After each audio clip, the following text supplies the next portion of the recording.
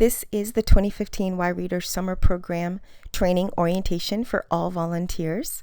This training is going to last approximately 25 minutes. If at any point in time you need to refresh information, you can skip ahead or rewind backwards to review the information on every slide. So let's go ahead and get started. Our Y Readers program is hosted by the YMCA of Greater Charlotte out of our Community Development Department, and it fits our mission and vision of helping to promote youth development, healthy living, and social responsibility for the students that we serve. This program is run by certified teachers and YMCA staff, but we absolutely could not implement the program to its fullest potential without the support of our volunteers. Volunteers are an incredible crucial component to our organization and this particular program. We will have close to 300 community members and YMCA members serve as volunteers for the program. So we want to thank you in advance for signing up to volunteer. Thank you for your commitment, for your support of this program and the students we serve, and we hope a great summer. Our training goals for this particular session, we will delve into the achievement gap, the concept of summer learning loss, talk a bit about Y Readers, our purpose, the history, program design, and funding, and then we'll talk about how you as a volunteer fit into the Y Readers program model. The achievement gap and summer learning loss are two of the concepts that essentially define why Y Readers exist as a program. The achievement gap is a gap that exists between lower income students and middle and upper income youth that basically says, due to economic reasons and access to resources, lower income youth and middle income and upper income youth are going to experience a gap in their education levels. Particularly during the summer months, lower income youth will tend to fall farther and farther behind every year until the gap widens. At the bottom of your screen, you'll see a YouTube link. I invite you to watch this video that will delve and provide a more visual effect as to the achievement gap and why it exists and why it's important for us to address it as soon as possible. The importance of learning to read by third grade is another reason why the Y Readers program exists. Coupled with the idea of this achievement gap is also the idea of summer learning loss, also called the summer slide, where lower income students will lose an average of 2 to 3 months of reading gain during the summer, while middle income peers tend to make gains. A lot of this is due to access to resources and enrichment. A student who hasn't learned to read by third grade is 4 times less likely to graduate from high school. When you add on the layer of economics and a student living in poverty or being from a lower income background, that statistic jumps to 13 times less likely to graduate from high school. At the bottom of your screen, you'll see another YouTube link that I invite you to watch that will display the importance of why it's so necessary for students to read by the end of third grade. Because of the achievement gap and the summer learning loss, the YMCA of Greater Charlotte said, this is a gap, this is a need that we can feel, and implemented the Y Readers program. This program started in 1999 here in Charlotte as a summer learning program focused on literacy, of getting students reading on track by the end of third grade. Over the years, the program model has expanded. In 2004, we added an after-school component that still runs at 3 of our priority schools, Albemarle Road, Nations Ford, and Reed Park Academy. And this summer, we will be at 10 school sites that you'll see in future slides, and serving close to 600 students. With our particular program model, all of the literacy instruction is given by certified teachers and teacher assistants, and then you as a volunteer come in as an extension of that teacher to provide extra attention and reinforcement for the students to put into practice all of the instruction that they're receiving, to read with them one-on-one. This particular Y Readers program has received a good bit of recognition, of which we're very proud. In 2012, we were adopted as a national signature program for summer learning by the YMCA's National YUSA office in Chicago, and this program has been scaled to close to 100 sites across the country. Additionally, last summer in 2014, we received an Excellence in Summer Learning Award. Y Readers is funded completely by gifts, grants, and donations. Thank you to all of you who are YMCA members and give to our annual campaign. A portion of those that does go to our Y Readers program, and then additional revenue is received by grants, private contracts, a portion from Mecklenburg County, an endowment, and then a portion from United Way as well.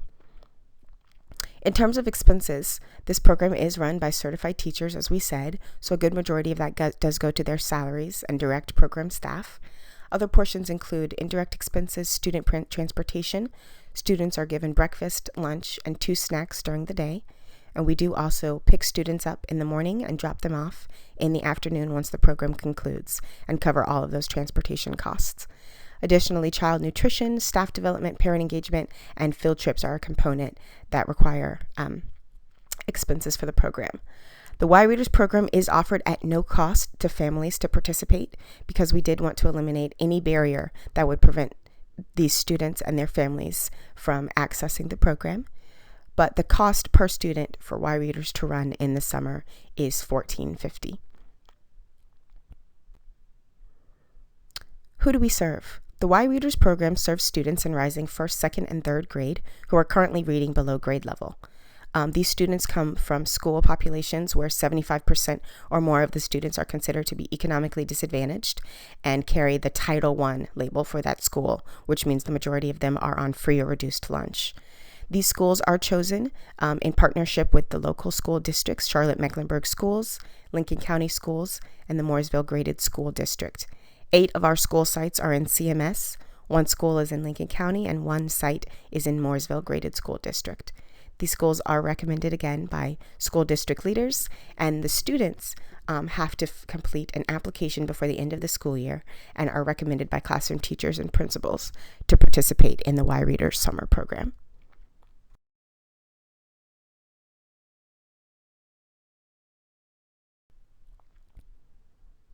How do we measure success in the Y Readers program to know if students are in fact achieving reading gains?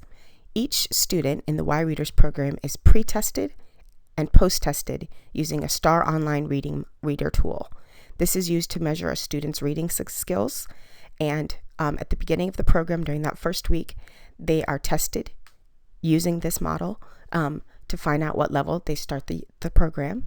And after going through the 6 weeks of intensive certified literacy training, that final week, the students will be retested using that same test to see, essentially to benchmark and see what their reading gains are. And we're very proud to say that consistently over the years, Y Reader students have raised their reading proficiency by an average of 0.3, which equates to 3 months of reading gains. So thinking back to that previous slide about the achievement gap and summer learning loss, not only are we helping to prevent that summer learning loss and summer learning slide, but we are actually helping to put the students ahead and setting them up for success of achieving 3 months of reading gains during the summer months. What does the program include?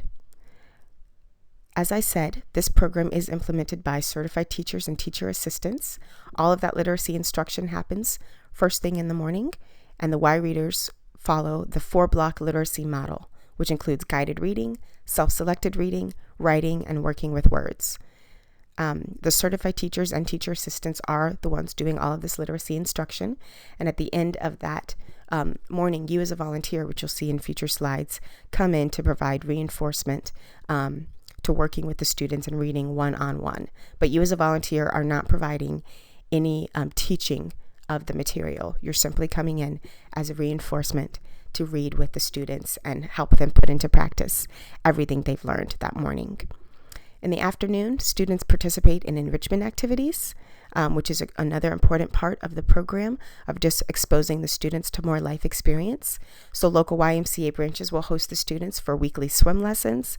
The program also includes health education, art and music lessons, character education, physical activities, and field trips every week.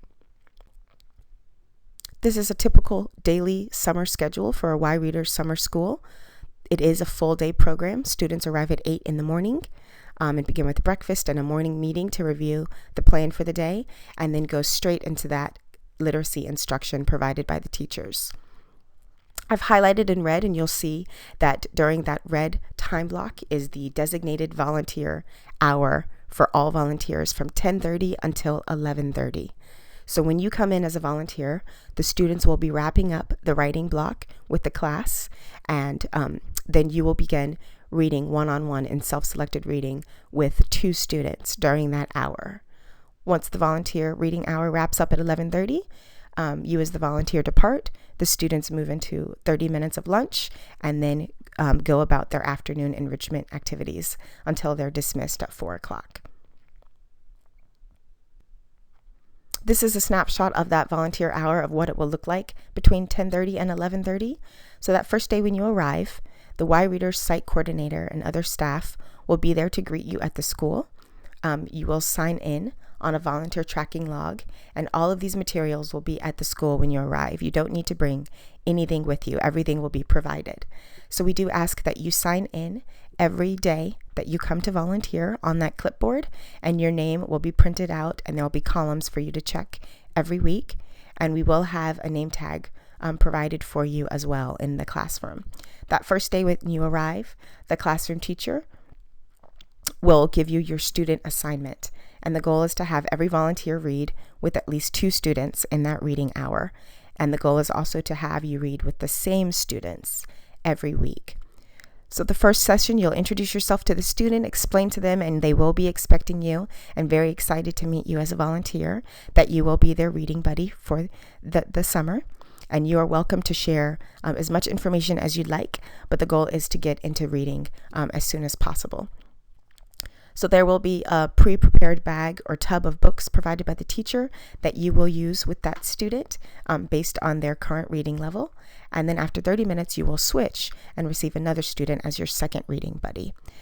Down here at the bottom, you'll see that in addition to the one-on-one reading that you will be doing with as a volunteer with the students, the remainder of the class will be receiving whole class instruction led by one of the certified teachers, and then guided reading will happen with another teacher or teacher's assistant and happen with a smaller group of students.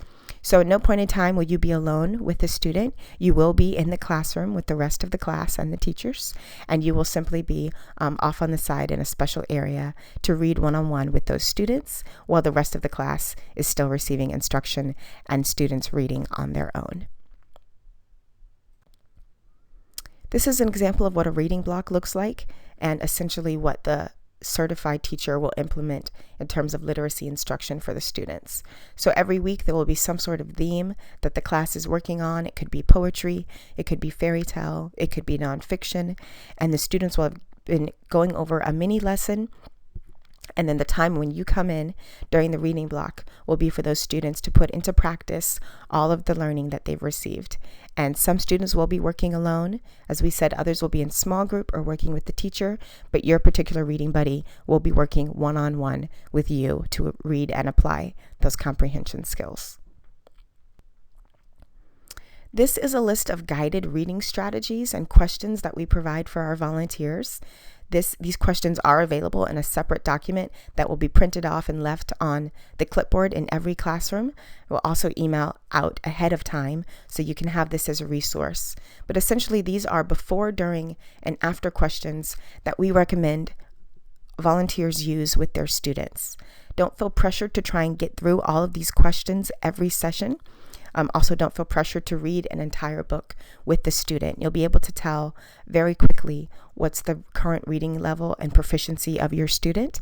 But essentially, the whole point is to get the student reading as much as possible out loud with you, the volunteer, but also to get them engaged in the learning process and comprehension.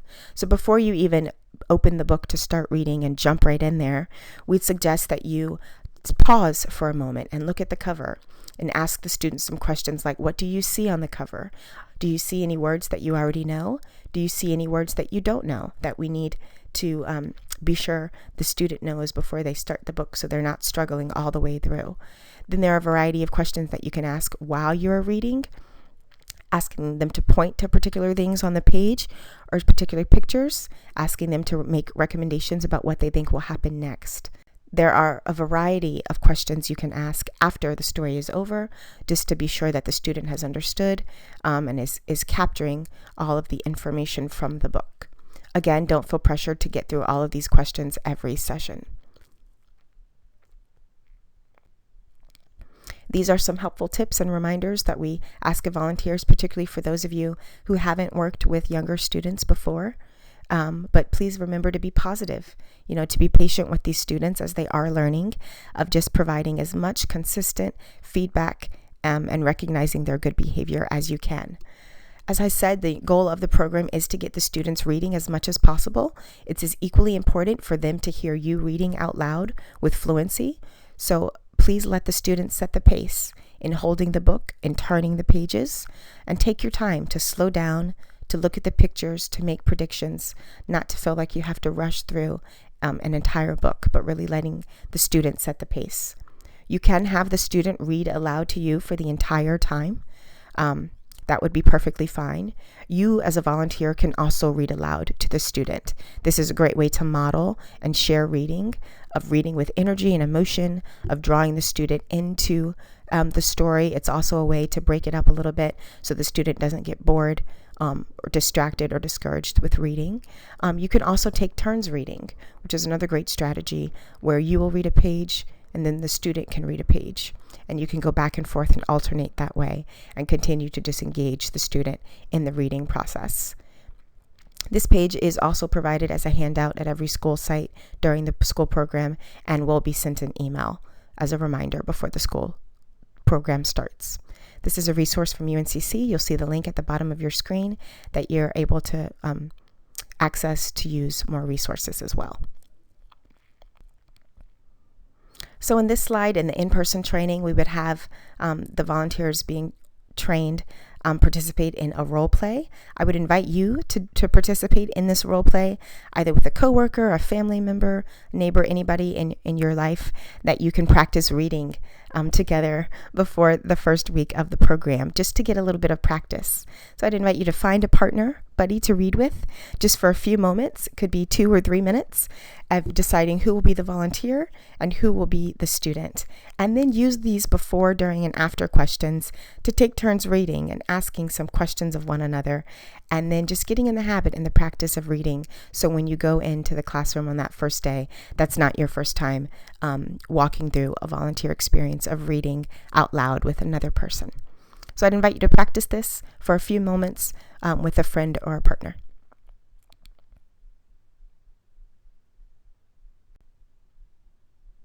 In terms of your reading buddy assignments, that first day when you arrive, you will be told your classroom teacher, and when you arrive in that classroom teacher's classroom, you will be assigned the 2 students that you'll be working with for the duration of the program. The goal, again, is for you to read with the same students. We found that consistency provides a more meaningful volunteer experience, both for the volunteer and for the student, when you're able to connect with the same students every week and being able to make a connection with them, and then also being able to see their progress over the weeks of the summer program. If your particular student reading buddy is not at school the day you happen to come and volunteer that week, you will be asked to work with another student for that week only. And if for whatever reason, it doesn't happen often, but if your reading buddy student moves away during the course of the program, you will be assigned another student. A few housekeeping items. In terms of attendance, if there's ever a week where you know you won't be there, we do ask that you would email the volunteer coordinator, Charisma Nelson, of letting her know in advance so we can prepare for that. And in terms of communicating with the other Y Readers staff, if you do know that you won't be in attendance, you're more than welcome to let the site coordinator, your classroom teacher, even the Y Readers reading buddy student that you work with know ahead of time, just so they can be prepared of knowing, you won't be there the next week, but you will be back in future weeks, just so they know to expect you.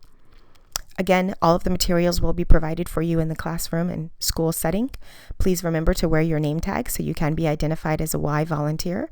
And also remember to sign in on that volunteer sheet so we can track your hours for the summer. In terms of brain breaks, these are small, activities that a teacher will do during the course of the program just to get the students back on track and focused. So these brain breaks will happen in the classroom setting for 2 or 3 minutes. It can look like a variety of things, either playing a short game, or doing a quick game of Simon Says, something like that, to get the students to let the wiggles out and then get the students back on track and focused. So this is just a heads up that a brain break might happen during that volunteer hour. Those are all facilitated by the teachers and teacher assistants. And if it does happen, you are welcome to participate in the brain break. We would also ask that you allow the student that you're reading with to participate in the brain break with the rest of the class as well, and then go back into the reading time with you.